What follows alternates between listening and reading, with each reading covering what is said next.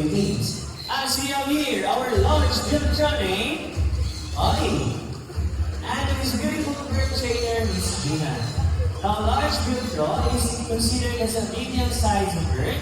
This bird can grow up to 45 to 50 centimeters from their beak to their tail, and have a wingspan of 80 to 100 centimeters.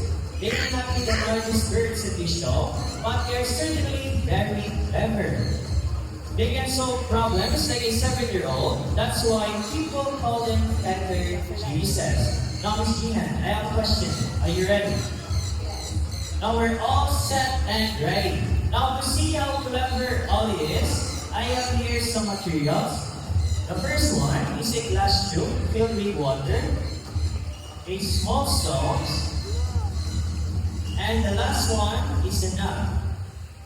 Now let us watch and see how Ollie here can get the nut from the glass tube.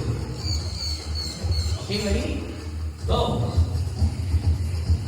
Now, cross are black is because of melanin, the same pigment that gives colors to our hairs and skin. Okay. Next one, please.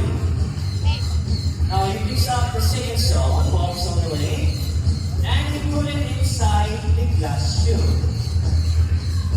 Now, as you can see, each stone pushes the water higher up until, take your time, buddy.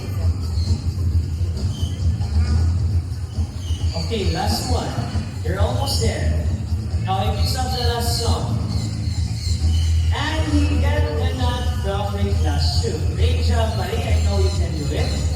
Now, normally in the wild, crows would survive by being strong. They survive by being smart. They can solve puzzles, use tools, or even recognize human faces.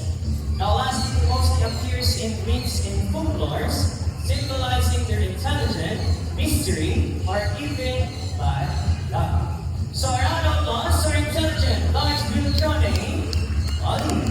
Thank you so much, Ms. Gina. Now, ladies and gentlemen, at this moment, I need an adult volunteer. So, adult volunteer is not afraid of the birds. Raise your hands if you want to volunteer. Okay, so volunteers out here, we have here from Sweden. Now, someone want to look out the volunteer and give instructions.